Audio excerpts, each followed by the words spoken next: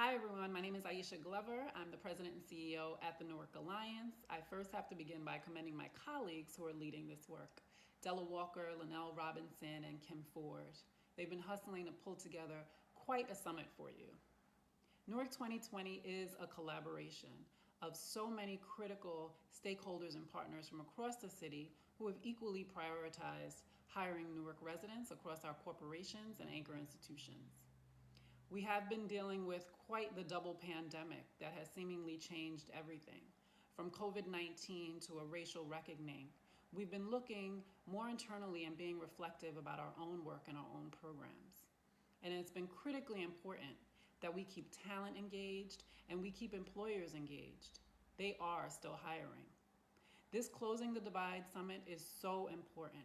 We must have these discussions and the action to follow it.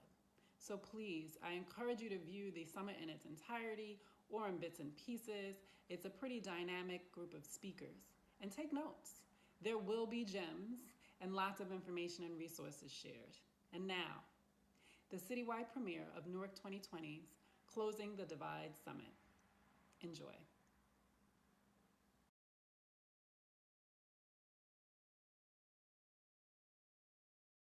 Next up in our agenda today, we have Kurian Suarez. Kurian is the Executive Director of Equity in the Center, which is an initiative to shift mindsets, practices, and systems across the social sector and increase race equity. It's a project of Pro-Inspire. ENC envisions a future where nonprofit and philanthropic organizations advance race equity internally while centering their work externally. It recently published a white paper entitled Awake to Work to Woke to Work, Building a Race Equity Culture, which details management and operational levers organizations can utilize to transform culture. Welcome, Kurian. Good morning. Thank you very much for having me. It's a pleasure. I will go ahead and get started. Thank you very much, Della. I think that was who introduced me. I appreciate the invitation and I'm glad to be here. I know you all are running a bit behind, so I'm going to try to race through this content as quickly as I can and hopefully leave some time for questions at the end. There is a small chance an almost 8-year-old may appear at some point during my presentation, but hopefully that won't be the case and we can stay on task. Next slide, please. Oh, next slide. You guys know who I am, thanks to Della. And she also gave a great intro to equity in the center, so we can move past that slide. Thank you. Our work focuses on supporting organizations who want to center equity in their culture, their organizational culture. A big challenge to that work is that there are as many definitions of diversity, inclusion, and equity generally as there are participants in any conversation about it. So I like to begin presentations by grounding in definitions, and I'm going to start with the 3 on this slide, and I'll go through others as we move through the presentation. But so that you're clear, for the purposes of this presentation, what I mean when I say race equity, I'm going to start with that, and I'm not going to read what's on the slide, but I'll give you another definition of race equity, which is essentially the same thing. So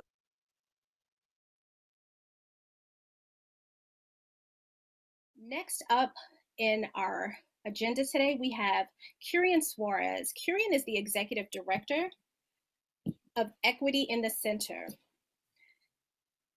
which is an initiative to shift mindsets, practices, and systems across the social sector and increase race equity.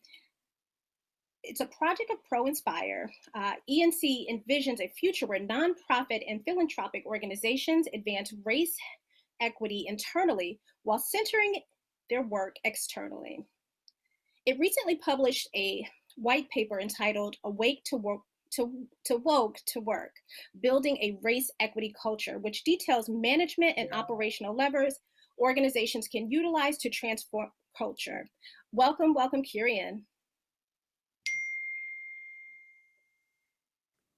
good morning. Thank you very much for having me. It's a pleasure. I will go ahead and get started. Thank you very much, Della. I think that was who introduced me. I appreciate the invitation and I'm glad to be here. I know you all are running a bit behind, so I'm going to try to race through this content as quickly as I can and hopefully leave some time for questions at the end. There is a small chance an almost 8-year-old may appear at some point during my presentation, but hopefully that won't be the case and we can stay on task. Next slide, please. Oh, next slide. You guys know who I am, thanks to Della. And she also gave a great intro to equity in the center, so we can move past that slide. Thank you. Our work focuses on supporting organizations who want to center equity in their culture, their organizational culture. A big challenge to that work is that there are as many definitions of diversity, inclusion, and equity generally as there are participants in any conversation about it. So I like to begin presentations by grounding in definitions, and I'm going to start with the 3 on this slide, and I'll go through others as we move through the presentation.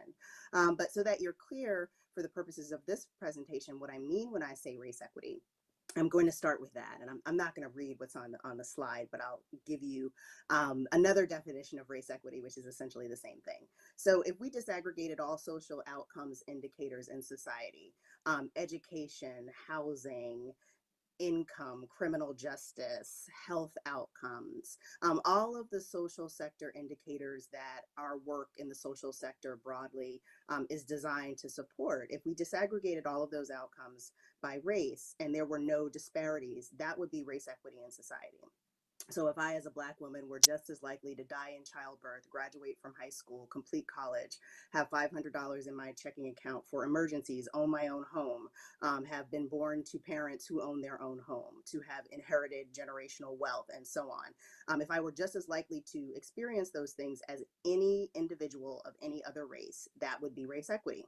And we're very far from that in society. Race is the biggest driver of disparities in American society. And that's why in discussions of race, we center equity, or rather we center race, because race is the biggest driver of disparities. So it's a data-based approach to talking about equity. If you center race, it doesn't mean that you don't take into consideration other identities like gender, sexual orientation, gender identity, socioeconomic class, the other manifold intersectional identities that we hold. It means that you center race while acknowledging those other identities. So centering race equity doesn't mean that you're dismissing other elements of identity and not intentionally integrating them in a process to create equity and inclusion in an organization. So that's race equity in society, no disparities by race in terms of social outcomes. What race equity means inside of an organization is that if you disaggregated all of your staff data by race, so compensation, promotion, retention, professional development dollars, distribution of people by race from the most senior level of the organization, meaning the board, to the most junior level of the organization, meaning the administrative staff or volunteers. If you disaggregated all of those indicators by race and there were no disparities, that would be race equity inside of an organization. And we're currently quite far from that. Building Movement Project just released a report on the disparities, the race-based disparities inside of nonprofit organizations. And there's currently a significant racial leadership gap, which I'll talk about in a minute. So that's race equity. When I talk about equity, it has to be measurable. In our opinion, and that of many of Equity in the Center's colleagues, if you cannot measure equity, then you're talking about something else. It's inclusion or diversity, but equity is measurable in that equity is the mitigation of race-based disparities in a measurable sense. So we'll come back to that later. Race equity lens. Using an equity lens or a race equity lens is another trendy statement that's become rather popular, but most people don't actually really understand what that term means. So when I say apply a race equity lens, which is essentially what we're asking organizations and supporting organizations to do in building a race equity culture, is at every inflection point in your work, if you are entering into a partnership, raising a fund, doing a strategic plan and selecting a vendor to do that plan for you, selecting a vendor for any of the other many products and services for which organizations need vendors, if you're hiring an ED, if you're hiring an administrative staffer, if you're recruiting someone for your board, if you're considering entering into a long-term strategic partnership with a municipal or an agency entity, you would stop and consider the potential disparate impacts of your decision by race. Individuals tend to struggle with this concept because it's a conditional. So there's a tool that some of my colleagues use called a race equity impact assessment, which is a series of questions organizations use and develop for their staff to help them pause at inflection points in their work and ensure that they're considering the potential disparate impact of that decision by race. And I can share examples of those in follow-up if it would be helpful. And race equity culture, that's what we're going to spend most of our time talking about today. Equity in the Center defines a race equity culture as one that is proactively focused on mitigating race-based disparities inside of an organization as well as outside of the organization. So those indicators of staff equity that I talked about earlier, so compensation, retention, promotion, et cetera, the organization would be intentionally focused on mitigating race-based disparities in culture as well as policy and process inside of the organization. And then outside of the organization, in its work with peer organizations and in the community, it would advocate for the adoption of similar organizational practices, but also for the adoption of policies in society that would drive race equity more broadly, such as, for example, police reform. Next slide, please. I mentioned on the previous slide something called the racial leadership gap. And on the left side of the slide, you'll see a graphic that illustrates what that is. So people of color are roughly 39% of the working population. But when you look at the leadership of the social sector, we're only 10% of CEOs, 10% of board chairs, and 16% of board members. So the difference between that leadership representation and 39% of the general working population is what's called the racial leadership gap. And that gap has persisted for decades. We start with that data point because there are a couple of standard responses that organizations and individuals give when we highlight the racial leadership gap and the lack of diversity at other levels of the social sector as well, not just at the senior level. There are some pretty standard responses. There's been a belief that since affirmative action was put into place, people of color would naturally, over time, rise to the highest levels of the social sector. Affirmative action has been in place for decades, and you see that the graphic on the left still looks the way that it looks with regard to the nonprofit sector. So there is not proportional representation within the social sector, and our position is that structural racism, and the position of many of our colleagues, including the folks who did the data on this slide or did the study behind the data on this slide, agree that structural racism is the barrier keeping people of color from rising to more senior roles in the social sector. Since affirmative action was put in place, there has been a very significant change in quote unquote diversity in the social sector and in the employment sector generally, in the workforce, and that's women. So white women are the biggest beneficiaries of affirmative action, and that's not an accident. When you think about structural racism and the willingness to allow or give positions to new individuals entering the workforce, meaning women or people of color who prior to affirmative action and changes that have happened in the past 40-ish years were not represented in the workplace. What white dominant culture will do is give those opportunities to women who are white as opposed to people of color. And so that's one reason why there has been such a significant shift in the number of women represented in the workforce. But there hasn't been a similar shift in terms of the rise of people of color to the highest ranks of the social sector. And I will say that there are still significant disparities around the representation of women at the highest level of for-profit organizations as well as nonprofit organizations. But we're focused on race for now. So coming back to that, the center graphic on this slide illustrates a question that Building Movement Project asked in their 2017 survey of nonprofit organizations, and they just refreshed this data within the past few weeks, and the results were the same. Often when we talk about the lack of diversity in the social sector, a common point of pushback or justification for the lack of diversity at the highest level of the social sector is that people of color are not interested in the roles. So Building Movement Project asked everyone who completed the survey, myself included, do you want the top job at your organization? And you were more likely to say yes if you were a person of color. And that is in opposition to a very widely held stereotype and belief in the social sector that people of color are not interested in running the organizations at which they work. On the right-hand side of the slide is a graphic that breaks out education by race. And this piece of data is very important because it responds to the most common point of pushback or justification as to why there isn't greater diversity at the highest level of the social sector, or why any given organization can't find more quote unquote diverse candidates for any vacancy they're trying to fill. It's that people of color are not qualified for the positions that are available. It's a very common belief. So what Building Movement Project did is asked folks to share their educational background. And what they found is that there's no statistical difference between people of color and white people who work in the social sector in terms of their qualifications and their credentials and their level of education.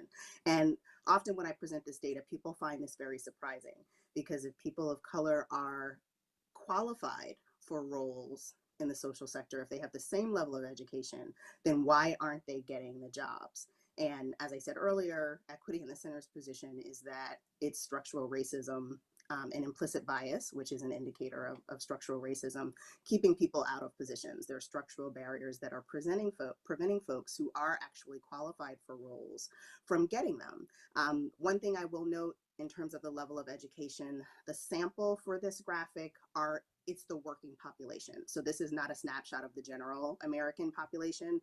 The educational credentials here only represent the individuals who completed the survey, and they're all individuals who have been employed in the nonprofit sector.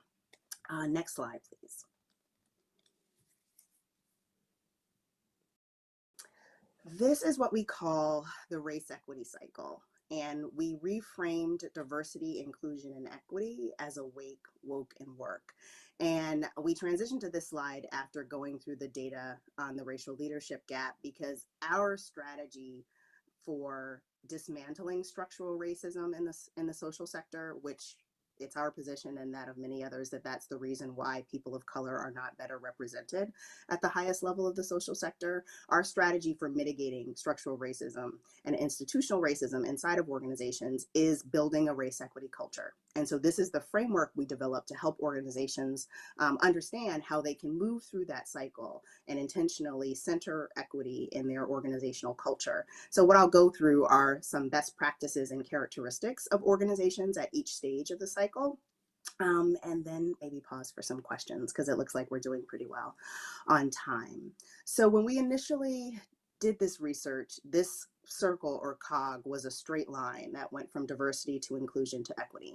And any person who's listening that has been part of an organizational change effort, if it was something as simple as changing the organization's logo or changing the organizational structure, you know how difficult change is. It's not linear. So that's why this graphic is a circle, because the work that you do to center equity in your culture isn't linear. There's no checklist. There aren't a series of 10 steps you can take to center equity in your culture. It is a complex and a nuanced process. So we represented the framework as a circle because organizations can enter or leave the cycle at any point. And crises that happen in the community. The past couple of months following the murder of George Floyd in America is a good example of that, how the environmental criteria will shift the atmosphere, so to speak, in an organization and force it to focus on equity, for example. Sometimes financial crises, a loss of revenue, a change in leadership, all of those things can shift where an organization is on the race equity cycle.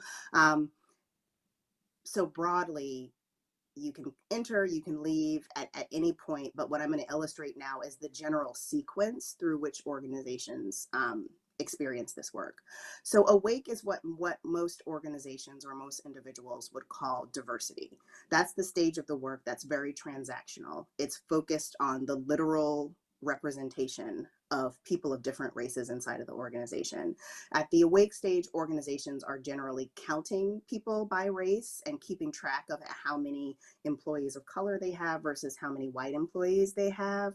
But what they're not doing is thinking about the experience of employees of color once they come into the organization as staff. So the focus is very much on recruiting quote unquote diverse candidates, entering into partnerships with affinity professional organizations or universities such as HBCUs or professional associations that focus on folks of a particular background so that they can push job descriptions to those individuals and then pull them into the organization. But there isn't consideration given to the lived experience of those folks once they start working there. There isn't an understanding that the lived experience generally of people of color is different than that of white people in broader society, and that the lived experience of people of color inside of organizations is different than the lived experience of white people inside of organizations. What I will pause and say here is that this cycle holds whether an organization is predominantly white or whether an organization is predominantly people of color. We looked at both types of organizations as part of our research and have worked with both types of organizations in the past couple of years. And there are some subtleties and differences to how this work unfolds in an organization that is predominantly people of color or in an organization that is led by a person of color. But the findings from our research and the characteristics of what organizations look like at each stage are generally the same. A big difference between organizations that are predominantly white and predominantly folks of color is the extent to which internalized racism plays out in internal organizational culture. But we can come back to that later. So going back to what characterizes organizations at the awake stage, it's very transactional. So it's very much focused on recruiting people and not recruiting diverse people, specifically diverse people, and not thinking about what their experience is like as employees in the organization. So at this stage of the work, if you ask an organization or you ask a leader about diversity or equity in their organization, their answer is going to be focused on the number of people of color that they have recently hired or hired a couple of years ago or just got to join their board. They're going to be thinking of it purely in terms of literal representation. And at this stage of the work, organizations almost always have their equity or inclusion or DEI work live in HR or in the talent function within their organization versus having cross-functional accountability for the work across the organization. So it lives in HR because they're thinking about diversity purely in terms of representation and the need to recruit more diverse individuals. What happens as an organization shifts from awake to from awake to woke, and woke is what most individuals would call inclusion, is that the organization begins to think about the lived experience of people of color and understand it as distinctly different from the lived experience of white people in broader society, as well as inside of the organization. So at the woke stage, when you're trying to focus on inclusion, the goal is to create an organizational culture that values multiple identities equally. So one of the challenges of this work and to structural racism in society broadly is that white dominant culture is the standard or the status quo. So at the awake stage, or people of color who come into an organization are expected generally to assimilate to white dominant culture.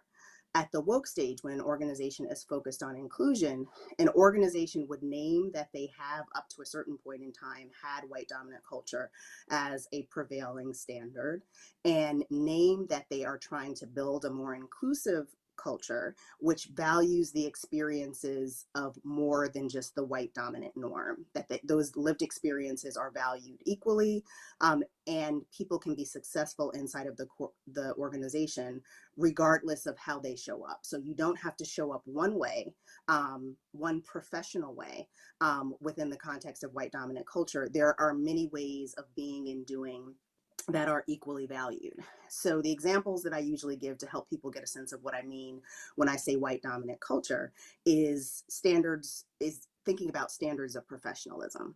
So anyone who has a kid, has a mentee, has someone that they manage, or a younger person that they care about has probably given them somebody advice on what to do when they go to a job interview, how to dress, how to speak, how to present yourself so that you get the job. Broadly, that's professionalism, and standards of professionalism align to white dominant culture. And at the awake stage, organizations are very focused on assimilating to that white dominant or professional standard. At the woke stage, what an organization is doing is lifting up a multiplicity of ways of being and knowing and operating in a professional context as equally valuable. So there's not just one way of doing things. There's an article by an author named Tema Okun called Characteristics of White Supremacy Culture in Nonprofit Organizations. And it outlines a set of characteristics, and some of them are worship of the written word, power hoarding, fear of open conflict, So no, right to comfort. so Joel, All of he is on. Oh, I'm sorry, Kay. oh. Those are some characteristics of white dominant culture. So what an organization is doing at the woke stage is naming those characteristics and beginning to work as a full team to define a more diverse way of being that's acceptable and considered professional inside of the organization.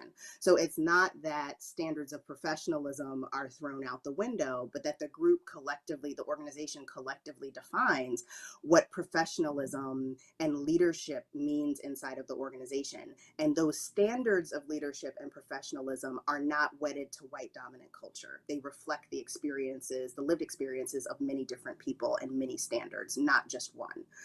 I've had people ask, well, if you move away from white dominant culture, does that mean that you're not going to use email or you're not going to write, since one of the characteristics of white dominant culture is worship of the written word? So of course not. We are all going to continue to write and send emails as we do. But the point is that there is not just one way of being and doing something. So if you are an employee at an organization and you cannot express your thoughts on the new strategic plan in 4 concise bullet points written via email, it doesn't mean that you're not qualified for your job, or that your thoughts and your gifts are not valued, that there would be more than one modality, more than one way that you could express yourself. And that's what inclusion means. It means people with a multiplicity of identities feel equally valued by the organization explicitly. They don't feel that they have to assimilate to a white dominant standard. And they don't feel that they have to cover aspects of their identity, particularly things around race or gender, which are core to our identity as individuals. They don't feel that they have to cover or subvert those aspects of their identity to be successful. So what you would see from an organization at the woke stage, for example, is the creation of affinity groups. So affinity spaces where people of different identities, it could be people of color, or white people if we're talking about race, it could be gender, it could be sexual orientation or gender identity. Many organizations have 10 plus employee resource groups, as they're sometimes called. But with regard to race, what you would see is the gathering or caucusing of white people, the gathering or caucusing of people of color, and multiple groups of people of color, because people of color is we are a broad and diverse group, including many ethnicities and many racial identities, and each deserves their own space to talk about their experience. But what you begin to see at the woke stage is an intentional space being held by the organization for people to talk about how their race intersects with their role inside of the organization. So that's the significance of affinity groups. So beginning to talk about what the experience of being white is like in broader society and inside of the organization, and begin talking about the experience of being Black or being Latinx or being Afro-Latina or Afro-Latinx inside of an organization means for the work that we do together as a team. One thing to note when it comes to affinity groups is that people of color are accustomed to talking about being people of color, in their families and in their communities. When you caucus or you do an affinity group for white folks, one of the first things that you end up talking about is the fact that white people don't talk about being white. Whiteness is not considered a thing often, but white is a culture, white is a race. And so when you begin to caucus people, it supports white colleagues and white allies in developing an understanding of how what they've considered to be sort of the status quo or norm is very tied to white culture. And so I'll leave that there and we can come back to it later. The work stage, what most people would call equity, is the point in time when an organization has brought its internal culture and values into alignment with the public statements on its values that it's generally been making for years. So we're at a point in time, because of the murder of George Floyd, where many organizations are making statements about Black Lives Matter. And going back before the murder of George Floyd, there were certainly many opportunities for organizations to release statements on the killing of unarmed Black men, on the crisis at the border, on the legislation around Dreamers. The use of statements is what I like to use as an example of what an organization looks like at the work stage. Because if an organization has been focused on building a race equity culture, generally for 5 to 10 or more years, and has arrived at the work stage, they are actually living the values that they tweet about and talk about in their public statements. And as it stands currently, when you look at the public statements that organizations have released about the murder of George Floyd and the fact that Black Lives Matter and Black life should be equal to white life in American society, most of the organizations who released those statements do not use the words in the statements they released inside of their organizations on a daily basis. They don't talk about race and racism. They don't talk about the fact that the Black individuals inside of their organizations are not valued as equal to their white colleagues. And so there's been kind of a reckoning within many organizations of forcing organizations to talk about the fact that you made a statement in support of Black lives, but you never talk about the significance of race or talk about the fact that Black individuals are overwhelmingly at the bottom of the organizational chart and not represented in leadership. So at the work stage, an organization is living the values that they have been tweeting about. They focused on building a race equity culture, mitigating race-based inequities inside of the organization, as well as in the community that they support more broadly. In terms of how this framework operates in organizations that are predominantly people of color or led by people of color. As I said before, the findings and the characteristics of each stage still hold. What's different is the extent to which people of color uphold standards of white dominant culture and the extent to which internalized racism is a factor that influences how different communities of color and different people of color of different racial and ethnic backgrounds treat one another inside of an organization.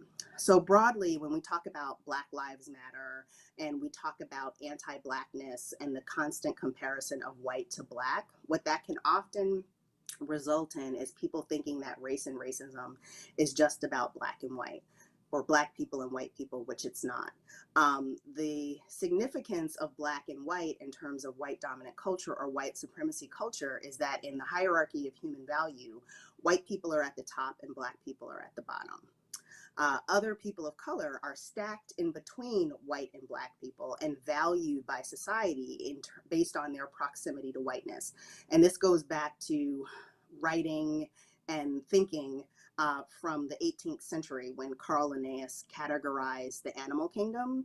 He developed a set of characteristics for humans by skin color. And a physician built on this, a man named Blumenbach, and he created the hierarchy of human value that places Caucasians at the top and Negroids at the bottom, and values Asians and Native folks intermittently between white people and Black people. So talking about anti-Blackness is important because it's critical to upholding white supremacy, and anti-Blackness operates within communities of color as a strategy to help elevate white people. But it's important to note that people of color have internalized racism, and then we often treat one another based on that pyramid of human value. And often when I work with organizations that are predominantly folks of color, that's where the conversation goes about the fact that many people of color who are able to assume C-level or rise to C-level positions have a way of speaking, dressing, and talking often that is more aligned to white dominant culture than some of the more junior people of color in their organization. And so the example that I'll use is look at C-suite folks of color. I'm Black, so I'll use Black folks. If you look at a Black individual who has been successful, has risen to the C-suite or to the board, and you compare the way they speak, the way they dress, where they live, where they went to school, with another Black individual who is very junior in the organization, who may have an administrative role, and compare the way they speak, the way they dress, where they live, if they went to school, and their resume, that's a good indicator of how white dominant culture plays out within Black communities. Because in general, the more assimilated people of color are, the more successful they are able to become within society. So I will pause there, and I know we have the capacity to take questions. So it's a little bit after 11. So I'll ask the facilitators on the back end if there are questions. I can take a couple before I move on.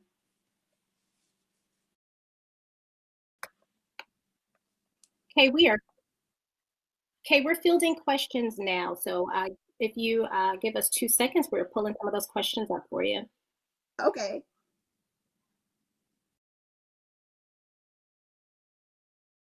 So Kirian,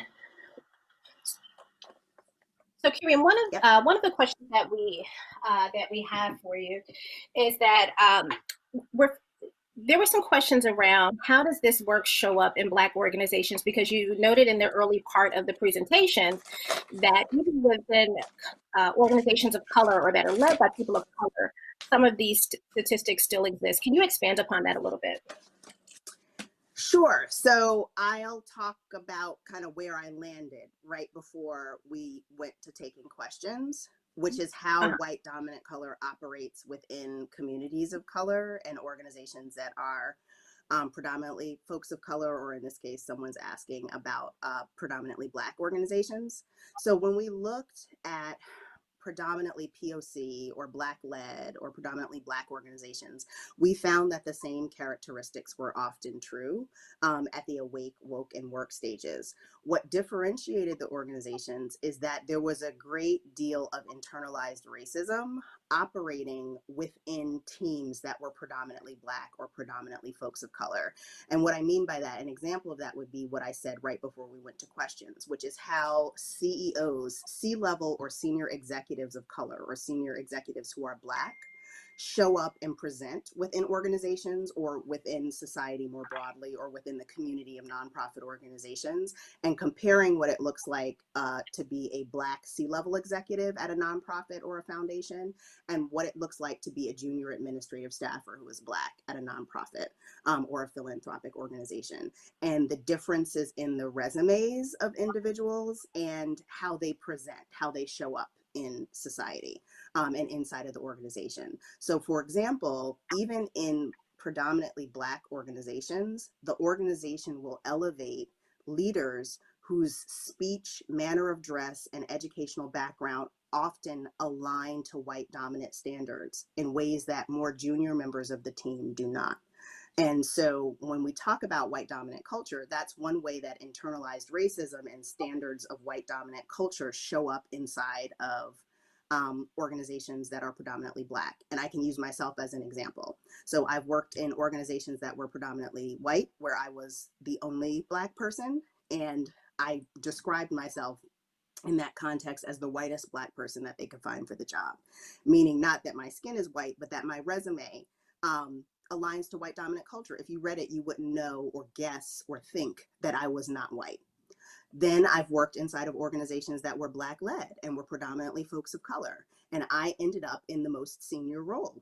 And I, along with my other C-level executives, had resumes that were very white dominant, had traditionally prestigious backgrounds, were perceived by other white people to be leaders, and had a very different socioeconomic background than more junior folks of color in the organization who were not regarded as leaders as much as we were. So that's an example I can use to illustrate how white dominant culture plays out within organizations that are predominantly POC or predominantly Black. Anti-Blackness is alive and well in Black communities, and it's alive and well inside of organizations that are led by Black people because we operate within broader society. So I'll stop there. I don't know if there was a follow-up question to that piece, Della. There was not, but I do have a question. When you coach organizations around this work, how or what recommendations, if you can give one or two, can you give to organizations to kind of deprogram that thinking or to step away from it?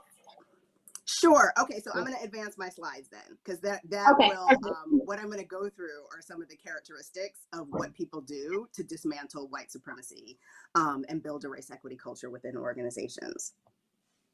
All right, Wonderful. Thank you, Della. Next slide. I'll speak to that as we go through the slide. So the race equity cycle is awake, woke, and work, but then there are also 7 levers that are part of the race equity cycle, and essentially what those are clusters of best practices that we identified in our research where organizations had successfully used particular practices or demonstrated characteristics that allowed them to measurably shift through the race equity cycle, meaning that they were able to close the race-based disparities inside of the organization. I don't know about the audience, and I'm feeling like folks are feeling like I am.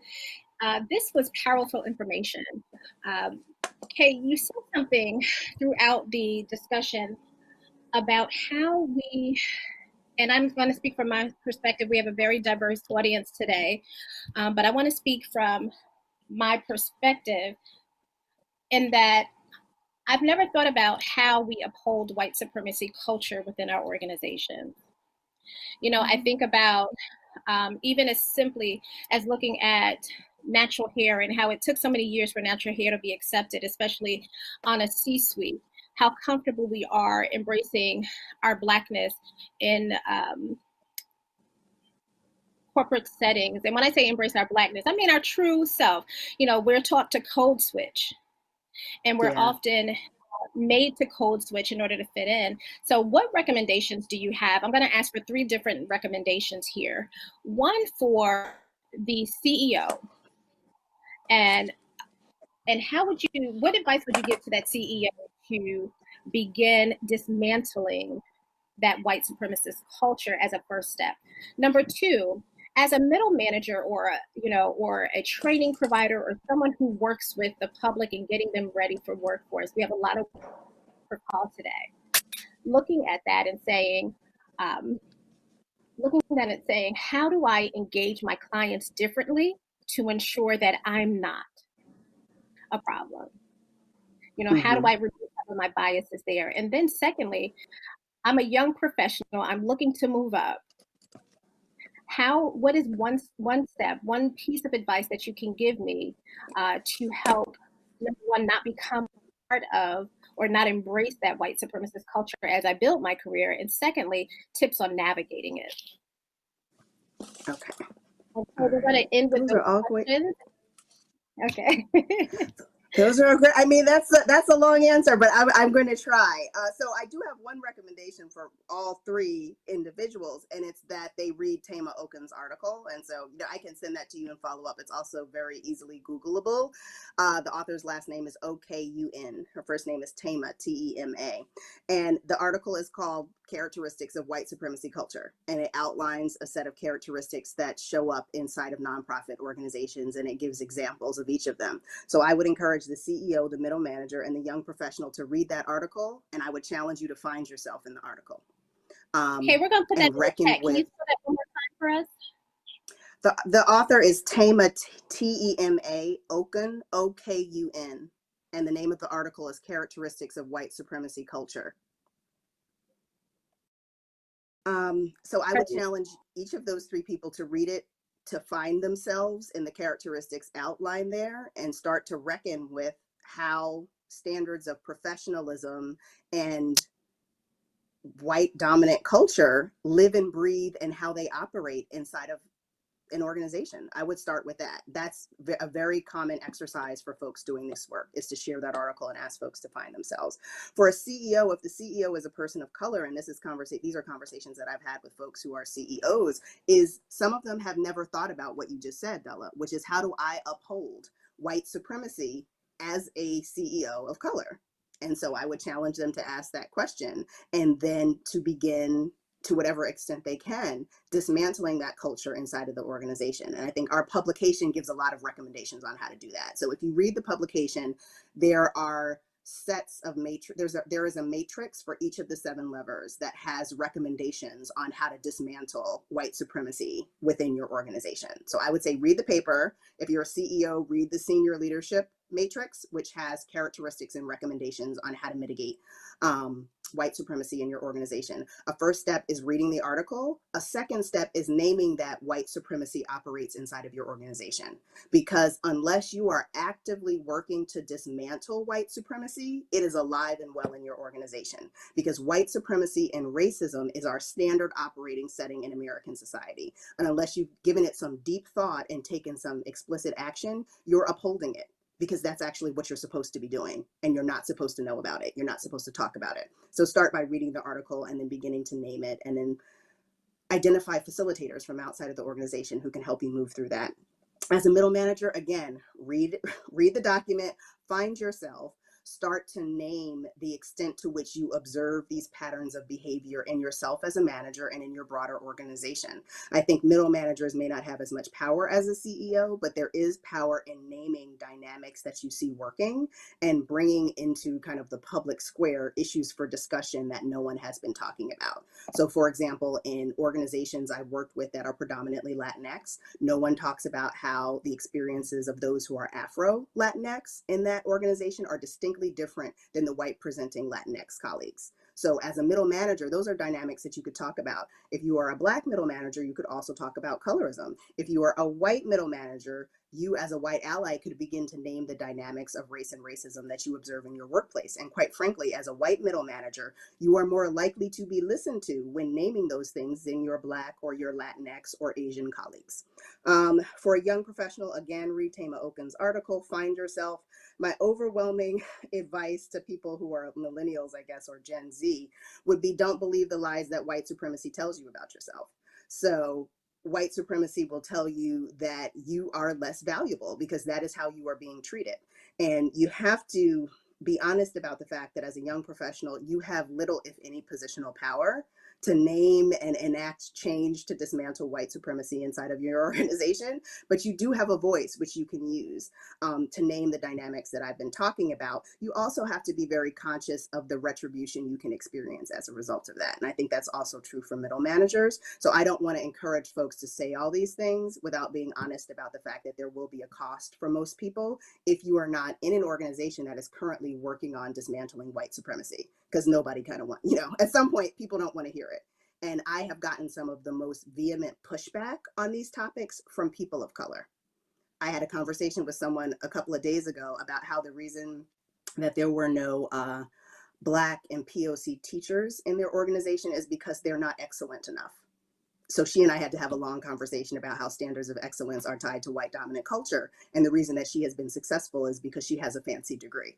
And that's why people consider her excellent enough. So if you as a person of color don't consider someone without your fancy white dominant, white validated credentials to be as qualified, that's some work you need to do on yourself. So I'll leave it there since it's 11:30.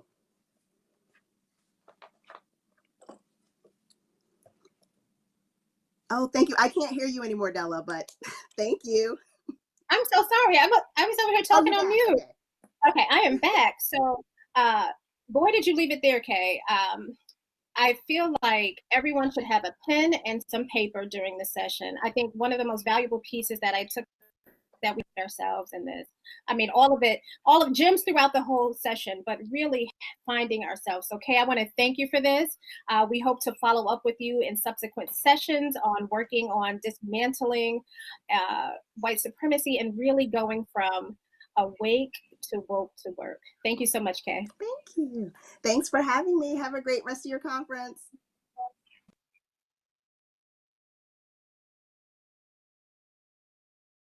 Honored today to introduce I met Janae when I started working with the Newark Alliance, and I feel like we met somewhere around the city prior to then, but really got to know her and got to work with her through her work with the Newark 2020 initiative.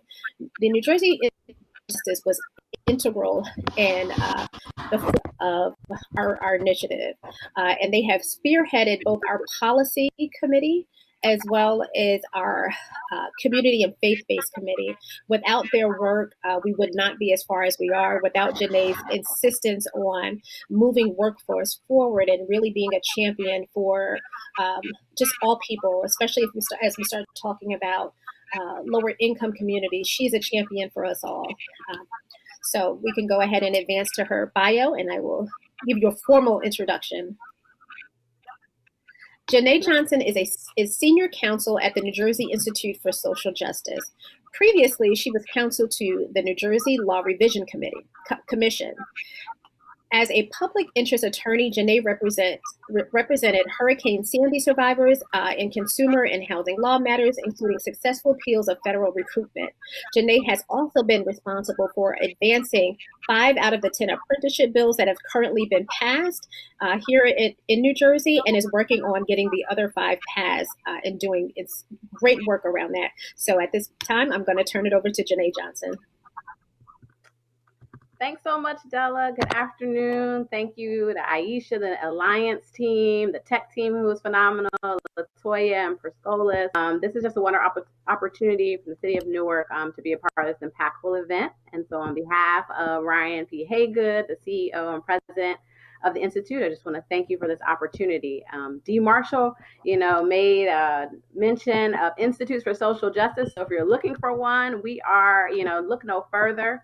Our advocacy is aimed at toppling load-bearing walls of structural inequality to create just and vibrant and healthy communities. And as we look at this pandemic, that is an increasingly really pertinent and relevant goal and agenda for us. And so we have, several ways that we're looking at that. So we can kind of just pull up those slides and just look at our work really led by our law and policy director, Andrea McChristian, looks at 3 pillars really of work. And so our criminal justice, democracy and justice, and economic justice. And so when we're looking at the interrelated issues of racism and inequality, we see that there really is a pandemic within a pandemic, right? You're seeing just a recent New York Times article that looks at the structural cracks, really, the structural racism really creates cracks in our system, but they erupt as earthquakes in our communities of color. And so under our 3 pillars of criminal justice, democracy and justice, and economic justice, we're working to ensure that there's equitable allocation of resources to our Black communities, which are being disproportionately affected.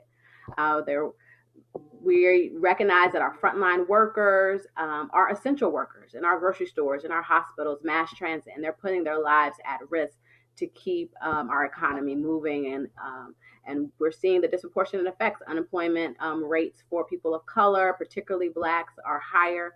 And we are also pushing for, and the Institute was really instrumental in getting data, because part of understanding what the impact of this crisis is on our communities is understanding where the heart of the issue, where the heart of the impact is. And so we need numbers for that. And so we were a part of, with our partners, pushing for COVID-19 reporting from the state that looks at what is the impact on communities of color for women.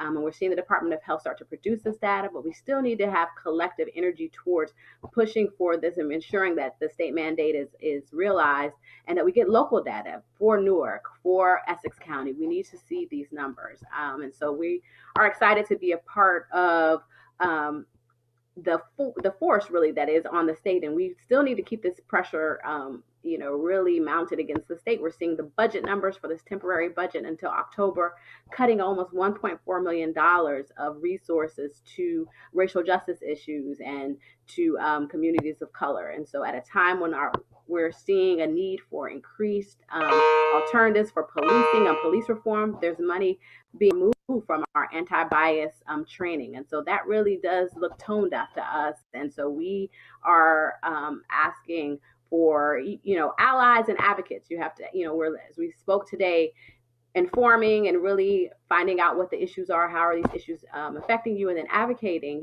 spreading the word amongst your circle of influence, and then also reaching out to our legislators to push for the things that we need.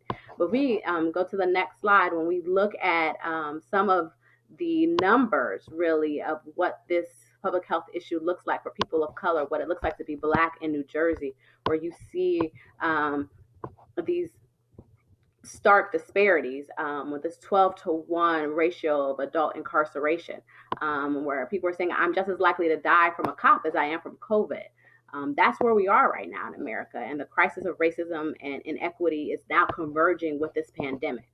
And it is creating a public health issue. Racism is a public health issue. So as we're looking at this, is a pandemic within a pandemic, and we really want to move from moment to movement. and ensure that we are not just skirting over these issues or getting fatigued to the things that really matter to communities of color. And so that's where our work is centered. And we can move into the next one. And so when we look at ways that you could take action, there are 10 ways to do social justice now. Many people are saying, I want to do more. And so the Institute has put together 10 avenues for you to really immediately get to work, get to, doing social justice from the ground up. And so one of those is important. It's been mentioned today, voting. Primary is next week. It's important that we get out the vote. We're really excited that the Institute was a part of impact litigation to ensure that their signature matches don't prevent individuals who are voting by mail from not having their ballots counted. And so, in looking at that next slide, we have reached a settlement. So we're really excited that there is a settlement reached. So on the primary on Tuesday, if there are issues with the signature match, voters will be notified and given an opportunity to cure. So this is for and vote by mail. And so there are information on our site about how you can vote by mail. If you have any questions about that, if that's something that you choose to do, there are polling locations in every county. So you want to be sure you're aware of where that is, but it's for us to vote in every election. And this primary is important, the general election in November. And so we're working to ensure that these same protections of the matches are there in November as well. So our fight continues for the signature matches. But the first step, we are very excited. We reached a settlement in that matter, in our case against the state. And we can just move on to the next one. So we are really moving in several directions, and I think very germane to what our work with the Newark Alliance, our economic justice work is centered in the racial wealth gap. And so New Jersey has an alarming racial wealth gap that is predicated really in many ways on the lack of equity, home equity for many of our residents who are really unable to access home ownership. And so there has been several opportunities for us really to work on this, because on some level with Newark Alliance, we're saying some of our folks really have to get connected to work, right? And so getting a pathway, a career pathway, and our work for job training is focused on that. But when we look at, from cashiers to warehouse workers, farm techs, recognizing that much of our low wage work is essential work. And so for retail and food service, on all fronts, people of color are overrepresented among those who are facing the greatest economic and health consequences of this crisis, which makes our work to create career pathways that much more impactful. And so we are been a part of the Alliance's work to really, the policy work to help to push that. And so we're excited to see that 5 bills have passed legislature now. In the same fight for funding and for budget, we want to ensure that those pilot programs to connect people to middle skill jobs are realized. And so that is part of our work now, and working with the state to see that those pilots are funded and are mobilized. There is legislation that's pending, and we'll look at that a little bit later, but we're excited to see that there's a peer-to-peer mentorship program. So for individuals who are part of job training programs, who are one of few in their sectors or in their areas, they can now have mentorship and peer relations amongst that are created through the state to help support their work and to support them as they go through the job training process and the job finding process. And so we're really excited about that legislation moving. A 1408 just passed through the Assembly yesterday and now should go to a floor vote. And so we are very excited about that. And so moving on to our next slide, we are really looking comprehensively, though, at the issues that are facing our workforce, facing our communities of color. And so one of our most recent releases was our housing report that focuses on reducing the racial wealth gap through home ownership and community of color. But we recognize that even in this time period, for many of our families who are facing eviction and the eviction crisis that is really mounting, we have been a part of a coalition of 29 housing and social justice advocates to address issues of the immediate and this immediate pandemic. We're seeing that far too many are experiencing due process and constitutional violations, really, where they're being asked to come to settlement hearings, not aware that these are voluntary, not knowing what their rights are if they do come, and not having representation. And so we have just joined with coalition members who have signed on to a letter to the Administrative Office of Courts, requesting and urging that these due process violations are rectified and giving a path forward and a roadmap for that. So we are on the ground work to ensure that protections for our tenants and our homeowners are realized. There's legislation pending as well, A4226 in the legislature, to give opportunity for individuals to have repayment opportunities for rent arrears. And so we're a part of that work as well. This is really urgent, this emerging crisis that's coming out of this moratorium on lockouts is really crucial to our communities. And so that is a part of our work and our housing. So excited. Student loan report was just released today, and looking at those who are looking to go to school and how that they can obtain their education without the burden of debt. And so look for that as well on our website. And so just as we just move quickly through the remaining slides, just want to highlight some of the work that we have done, recognizing, and this, the pandemic's disproportionate impact on people where you have Blacks representing about 1 out of every 5 deaths in New Jersey, despite only comprising about 15% of the state's population. And so we see many reasons for that, often having some of the underlying pre-existing conditions. But when we really look at the true pre-existing condition, it's often racism, the fact that we're in housing that prevents us from really being able to have the proper social distancing, that we are on the front lines and unable to remove from workplaces and continually to have exposure on our jobs. And so our numbers are disproportionately high. And so we need equitable recovery. It's really crucial for our state to respond to our communities with the resources that are necessary for us, not just to get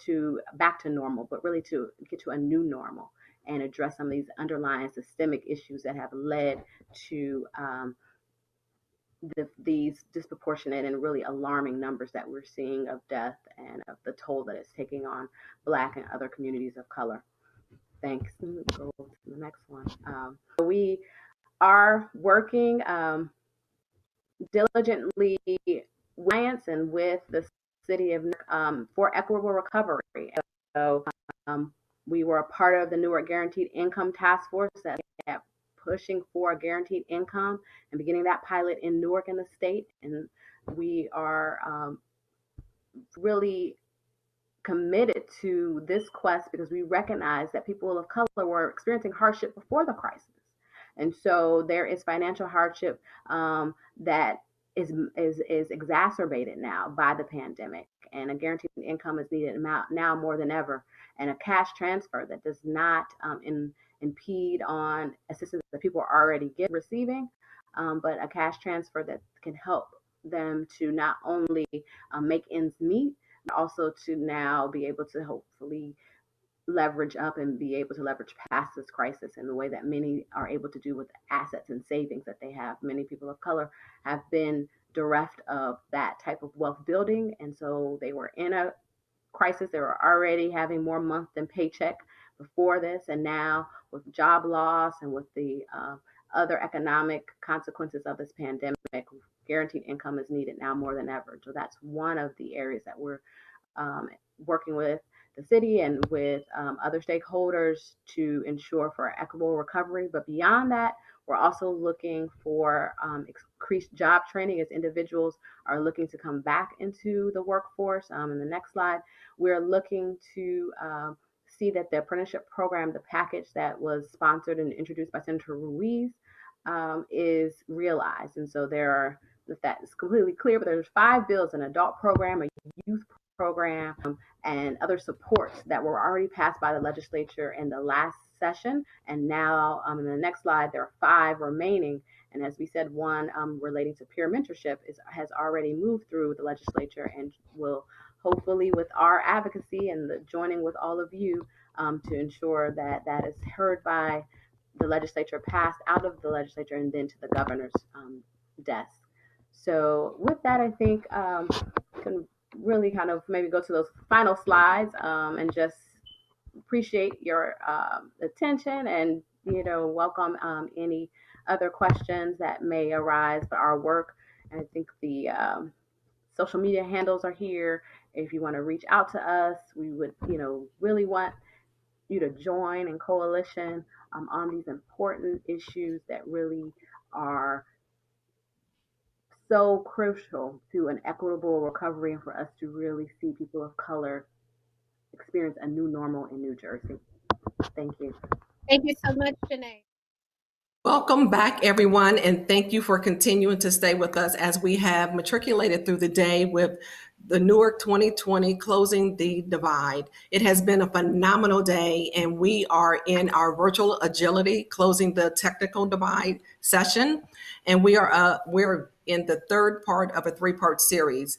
And so for this particular portion of the sessions, we will talk through transitioning to virtual delivery of training and mentoring programs, case studies, and panel. So as we think about how companies are considering a partial or full transition to a digital workplace, in this session, you will hear directly from early training adopters who have successfully made the switch to digital while maintaining student expectations and company culture.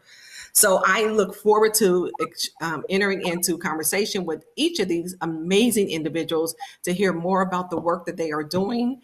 And don't forget to populate the chat with your questions and any comments, so that at the conclusion of the summit today, we will pull all of that together. But during the panel, we also will grab a couple of comments and questions that are out there just so that we can engage them in dialogue. And any question and comment that we do not get to, we will make sure that it goes out in our follow-up.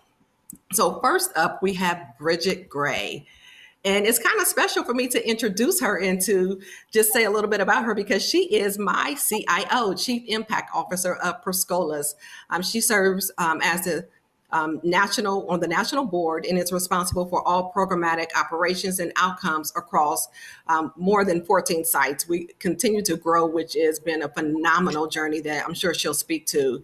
Bridget joined Scholas as a managing director in the National Capital Region. And Bridget has spent more than 20 years helping people access and benefit from training and employment opportunities. And that's just to say the least about who she is and what she does. But Bridget will be able to further explain and define who she is and what she continues to do as she talks through the Scholas journey. Bridget, thank you so much. Thank you, LaToya, for the introduction. And just one quick note, I actually serve on our national team versus our national board of directors. So I wanted to just add that in. So I'm really excited to be here today to talk about Scholas' 13-day flip. I love that title about flipping in 13 days. As an organization who has traditionally trained on-site and have been in this business for 25 years, it is interesting to have watched us take a model that has been in person and actually flip it to a remote environment. And a few things that we did just to make sure that we could make that happen was really thinking about what are the training tracks that we offer that make sense in a remote environment that would give students the same amount of access to training labs, equipment, all of the things that they would need to continue to be successful. So there were a few things that we thought about first. And the first was really thinking about a needs assessment and also looking at our instructional design.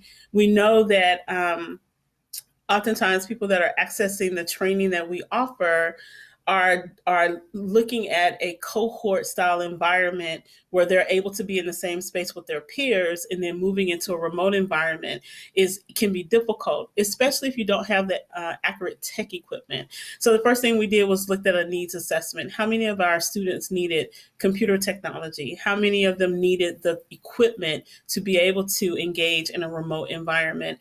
And then the biggest thing is, how many had broadband access that would be able to stand up to a learning environment? We know that is huge in a lot of communities where broadband is not easily accessible. And oftentimes it doesn't come down to money. It comes down to just availability to be able to have it. So we deployed laptops, mics, headphones, cameras, and even MiFi devices to make sure that students would be able to have access to continue their studies. The other thing is we moved 521 students, like physically moved them in a week. The flip took 13 days, but to get everyone offsite, on-site to off-site took about a week. And one of the things that we realized was all of those students started with us on-site, so they had an opportunity to build a sense of community and then transition into a remote learning environment. So that was the first thing we did. And then we looked at our instructional design to realize that students are now going to be in a space where they have to be school teachers, along with being parents and caregivers. And so really trying to think through how do we adjust our training model to fit into the space of learning. Our model is 9 to 4 of in-class learning. In a remote environment, you cannot teach from 9 to 4. So you have to change that up a bit and give folks the entire day to be able to get their studying completed. The second thing that we did was made sure that we equipped our staff with all of the tools they needed in order to be able to understand how to teach in a remote environment. And so it wasn't just about our students, but it's also training staff, training students. How do you connect to WebEx? How do you connect to Zoom? How do you make sure that your devices are set up accurately? How do you build out a learning environment that replicates a professional look? So we wrote up all types of remote learning specs on what your space should look like, what your desk area should look like. And the same was true for our instructors as well. And then the third component to this was really sitting in and observing the classes in a remote space. So we realized that for every 15 students in a cohort, we needed to make sure that we were able to have 2 instructors assigned to that cohort, because now you're in a different learning space. And so being able to observe and quickly pivot in areas that were not working, that was something that was really important to us to make sure that we did. A few other things we did too was, at Scholas, we have what we call our suite of services that we offer students, and a lot of those are support services. And that's everything from emergency support to our career development, our financial capabilities work that we offer students, navigation services, virtual volunteerism for companies that are looking to participate, and then of course, any type of credentialing.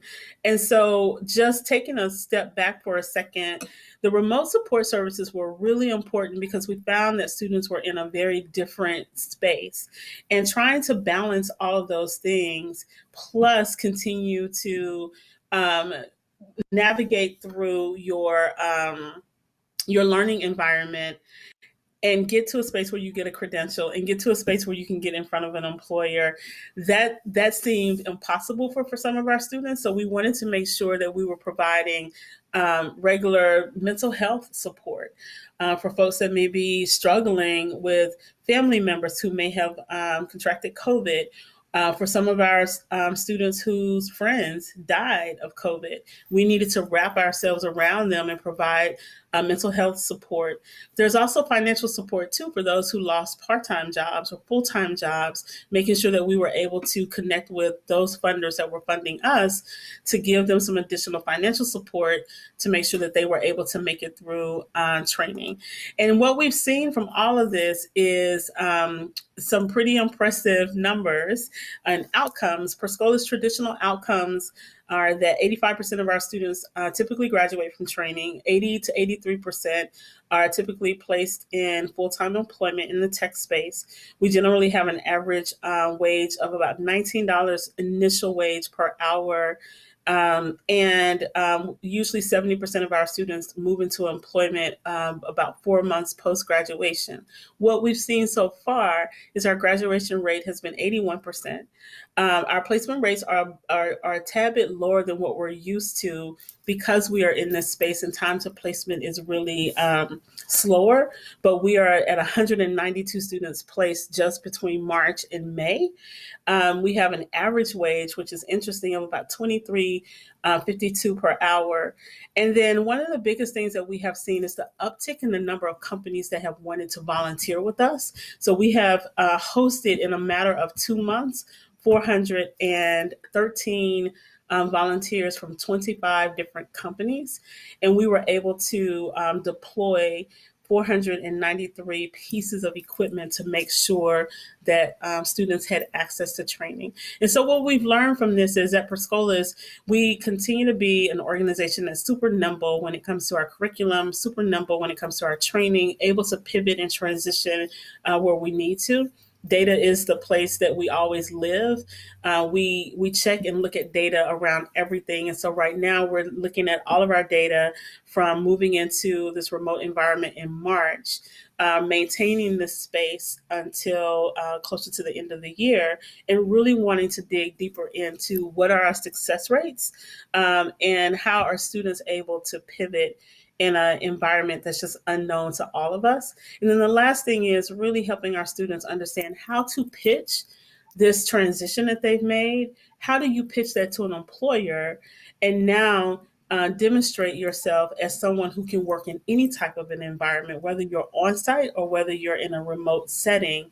You now know how to do both. And so the skills and talent that it took to be able to do that, those are the spaces that we're helping our students to understand. So I look forward to your questions, but that's just a pretty rough draft of all the work that we've done to move into a remote learning environment. Thank you, LaToya.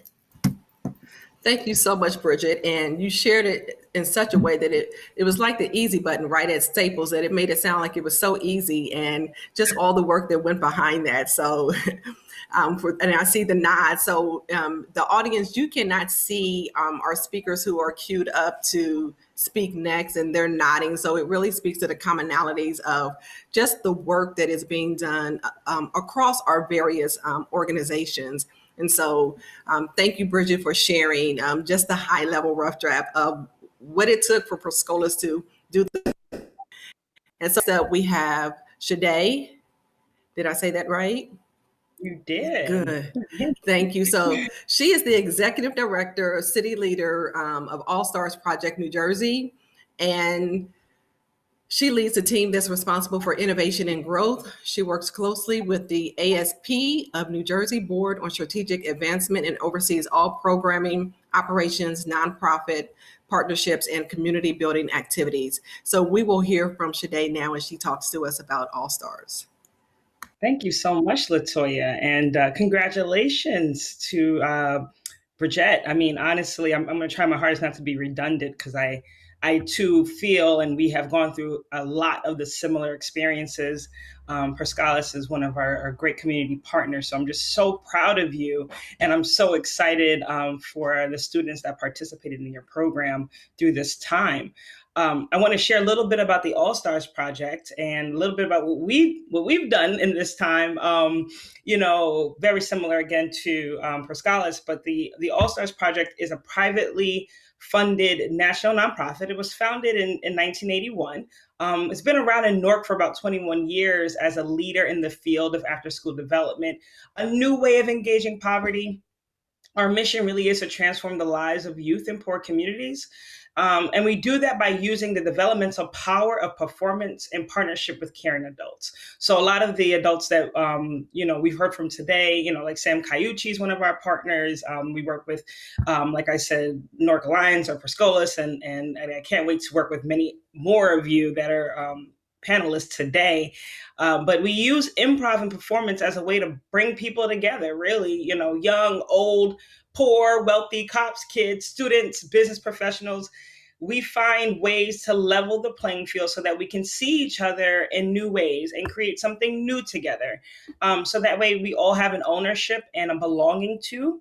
We call this performance, or as some of our other panelists said, we like to play, we like to pretend, and we can use that to really help young people grow and develop. So a little bit about the virtual agility that we've experienced as a nonprofit. I mean, we're pretty much grassroots. We were founded in the grassroots way, out on the streets and knocking on doors. And that's really how we started our work 40 years ago. And today I want to say that grassroots approach is what has allowed us to be so versatile and flexible in a time where everything is closing down or shutting down. I mean, we have about 90% of after school programs across the nation that has closed throughout the crisis. And somehow we have seamlessly been able to transition to a virtual after school development program for all of our young people when everything took a shift. So very, very much similar to what we've heard already, just being really, really open and really, really clear and concise. Excuse me, there's a car passing. Really clear and concise with our young people, our donors, about what we're experiencing. One thing I will share is, we talk about the good, bad, and the ugly. And that's what we were able to say and share outwardly and up front when things started to take a turn. We share with our young people the uncertainty we were feeling. We share with the young people that, we are going to stick by you no matter what. That's one thing we are committed to do and certain of, is that we will make sure that we remain connected with you. So through our programs, we were able to do a lot of surveying. What tech needs? What do you have? What's going on? We learned that kids needed desk, lights. We needed adapters. They needed Wi-Fi. They needed all different types of things. Our board was super responsive in that, and really, got down and said, okay, we got to make sure we get our young people tech equipment, whatever that may be. But one of the things that I find to be really, really beautiful in this moment, because even for me, leading this enterprise, you have that vulnerability, you have that uncertainty. Like, how are we going to do this? How are we going to transition into this space that really allows our young people to continue to develop? So I asked some of our kids one day, like, so why do you keep coming back? Like, how can we keep logging in, every week to the All-Stars? And one of them said, I'll never forget, he said, listen, when a time right now when we're all disconnected and we don't, we're all isolated, we don't know what's going on, when we get back and we go forward, we need development, and we need to be able to navigate the world that's going to be new to us and new to everybody. And they said that's why they keep coming and keep logging in, even when we're experiencing some serious despair. So I'm going to leave it at that, because I know there's going to be time for questions and everything like that. But I just want to say that after school development, or after school programs, like Bridget just mentioned, I know my colleague is coming up to speak as well, are essential to the development of our young people, to the development in the future of our work. And honestly, we're frontliners in making sure that the workforce, making sure that the communities continue to grow and surpass and grow past the crisis that we're in. So just, again, hats off, applauding all of you on this call and the panel and people who are watching, to continue the good fight and being on the front lines for our community. Awesome. Thank you so much, Shade. And again, those of you in the audience cannot see the nods that are coming. And it is such a great work and such an important work when we think about just all that has transpired and how do we continue to show up for our youth. They were in school and it looks completely different. We heard Bridget mention about parents becoming teachers. So when you have those different dynamics, it is very crucial for us to have dialogues like this to understand, one, what are the resources that are out there for us, and how can we, as community partners, engage with one another to leverage our strengths and to leverage our resources so that we can make sure that no one is missed. And so, I know there are certain specialties for those who are adults, 18 and over, and then there are certain resources and such for those who are under 18. So again, thank you for sharing. And then we have Vince, who will bring up the rear with our ladies who came before him. He is well able to stand on his own as the only male represented in this particular session. Vince Marigna, the executive director of Brave in Newark, where he helps to ensure that thousands of students at Rutgers University Newark gained the skills, confidence, experiences, and networks necessary to successfully transition from the college to career. And I just recently had exposure to Braven. It was a celebration. I think right at the beginning of COVID, there was a graduation that happened. And I was able to learn about the great work that you all are doing and how you're impacting individuals in the community. So audience, let's hear Vince. Well, thank you so much, LaToya. Thank you for that introduction. And Bridget and Shade, sorry. It's so nice to spend this time with you. So yes, I'm Vince Marina, the Executive Director of Braven Newark, and we are a career in leadership development accelerator out of Rutgers, Newark. And so all students who participate in the Braven course actually earn 3 college credits toward their graduation. We do our work in partnership with the university, of course, but we also do it in partnership with the local employer community. The local employer community provides mentors and coaches for our students as they start to think about how to manage their college careers in ways that set them up for careers post-graduation. So why is this work so important? As a country, we're doing a better job sending more students who are first in their families to college. However, only a quarter of them are actually graduating with a strong first job out of college. And so when you think about it, for a student who has worked so hard to get into college, persist through college, and not land a strong first job, that has an impact overall in terms of their economic mobility and opportunities for choice. And so the reason why this is so critical is that if you are first, and this is research out of the Brookings Institute, if you are first in your family to go to college, or if you are from a low-income background, you are likely to earn 66 cents on the dollar compared to that of your peer from a more affluent background. Unfortunately, that gap widens mid-career, with a student from a low-income background earning 50 cents on the dollar compared to that of his peers from a high-income background. And so what we believe at the heart of this is about the access to opportunities that allows students to expand their networks, that allows them to gain experiences that, that they can translate into skills and talk about it in a way that moves them forward. And we also know that there's a scarring effect for being underemployed out of college. So if you are underemployed out of college, you're 5 times more likely to remain underemployed 5 years into your career. And so for us at Braven, it is incredibly important that we work with our students so that they can manage their college careers in a way that sets them up to secure that strong first job. And so for us, in terms of just maintaining connection in the time of COVID, so we had 7 days to essentially make the transition from an in-person experience to a virtual experience. During those 7 days, we did much of what everyone else on the panel has done. We did a lot of retrofitting of our content so that it could be delivered effectively in a virtual setting. We trained all of our volunteers who commit to a 15-week experience with our students. So 24 volunteers kicked off the semester with us, and 24 finished the semester with us because we spent time helping to train them to get comfortable and to deliver content in a virtual setting. And then we, of course, did a needs assessment to better understand what might be some of the challenges of some of our students. So once we did that, we moved things forward. But what we also did was each week we made sure that we made some sort of contact with a student who participates in the course who may be missing from that or not having attended that session.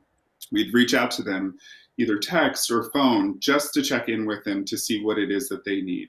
In some cases, they were struggling with students or with family members who were suffering from COVID.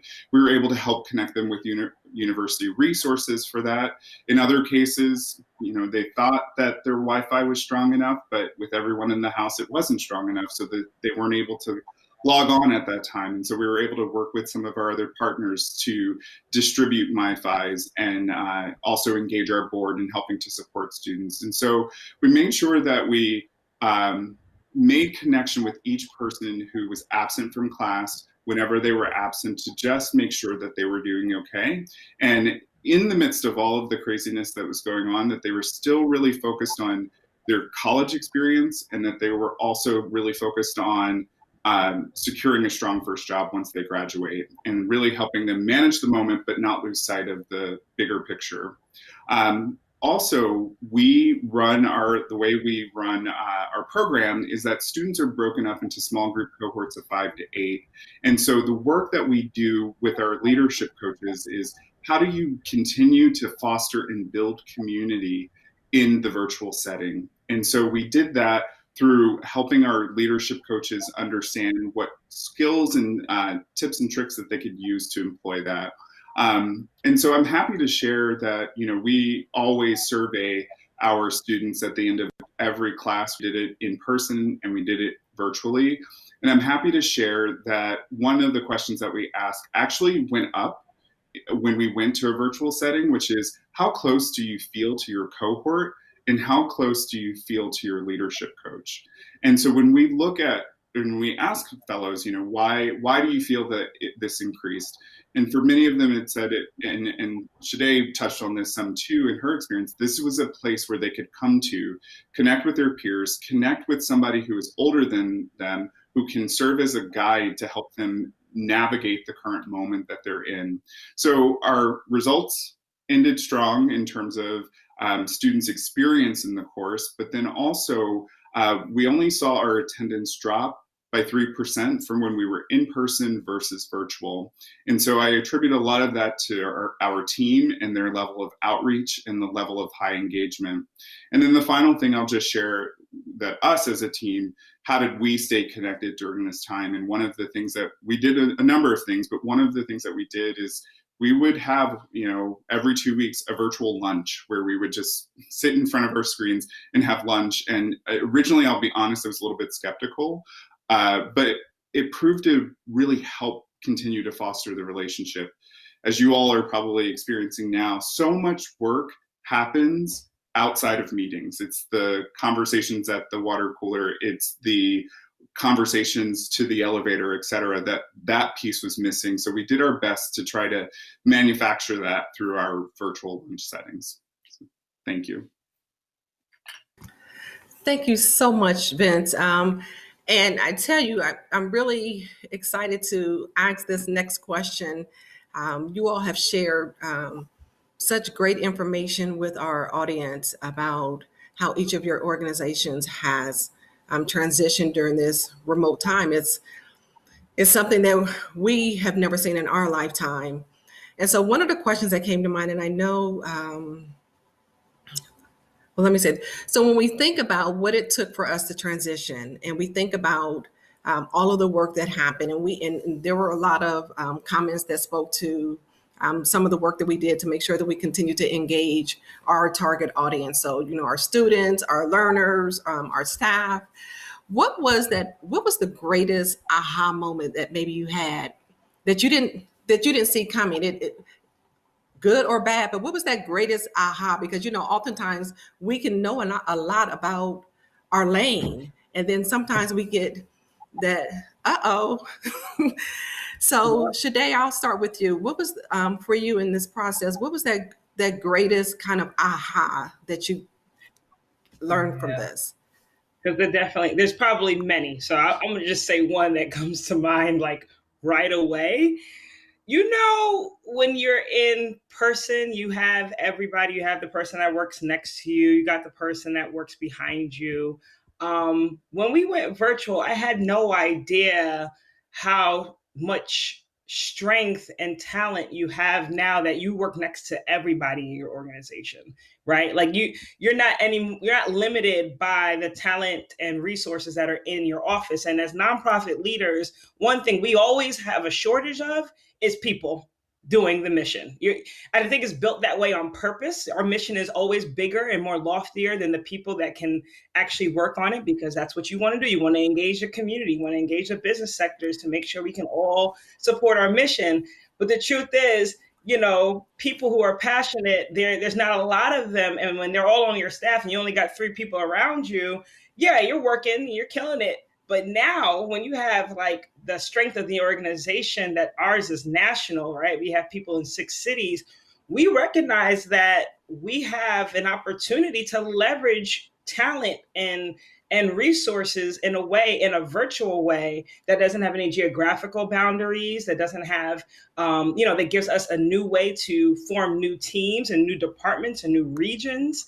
So things that we, don't normally do in our day-to-day work, or day-to-day business, we now have an impact and other efforts that we didn't even know we had. So it allowed us to really look at our team and teams in a different way and allow people to do what they're good at and have a greater reach across the nation. And that is something that we learned through this crisis. And guess what? It's going to stick with us now. Now there's no going back. Now that we know, my coworker Dwayne, who does this thing in Jersey, he can do that in Chicago too. Listen, we're not going back. This is the way of the future. Absolutely. And so because of time, we may not get to some of the other questions, but Bridget and Vince, I would love to hear from you really quick. What was, and I'll go to Bridget, what was that greatest aha maybe that came out of this process for you? I think the biggest aha for me is less about our team, because we work in remote environments now anyway, because we are national and we have so many staff. I think the biggest aha was our students, honestly. The ability to transition out of a space that they were coming to our building to sit down and take a class, their ability to be able to flex themselves and adjust their learning style really quickly was an aha moment for me. It was one where I immediately thought, this is what you talk about with an employer. This right here, it's not about the credential at this point. It's about your ability to be flexible and nimble in any situation, which is a value add to any employer, which means that, just as Shade is saying, you can have employees across multiple places and they can be remote. Our students now can go anywhere and work for any company because they can be a remote employee. And I think that was the aha moment for me, was watching the students just pivot in a way that was beautiful to watch. Thank you for sharing. And then Vince, really quick, if you could share from your lens that aha. Cool. Yeah, so my biggest aha was just how much more urgent and important our work became. Because when you look at who was disproportionately impacted by the COVID virus, when you look at sort of some of the root issues underneath the racial disparities that we're seeing in our country and the protesting, so much of it comes down to economic injustices that were put upon many of the students' families that we work with. And so for me, our work became more urgent. Our vision is that the next generation of leaders will emerge from everywhere, and really believing that our next generation of leaders are going to emerge from Newark, and they're going to work alongside of us to bring this country to where it needs to be. Yeah. So thank you all for sharing. Again, amazing work that you each do. And so thank you for taking the time. Audience, again,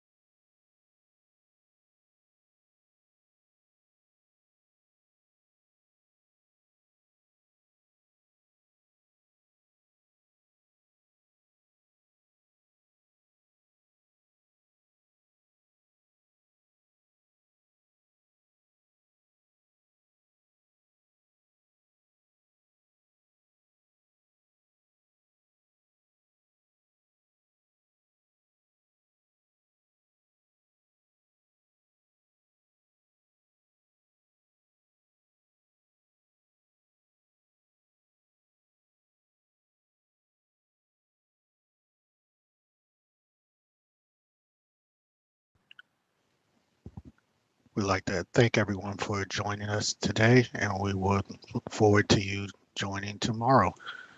Please come back. Thank you.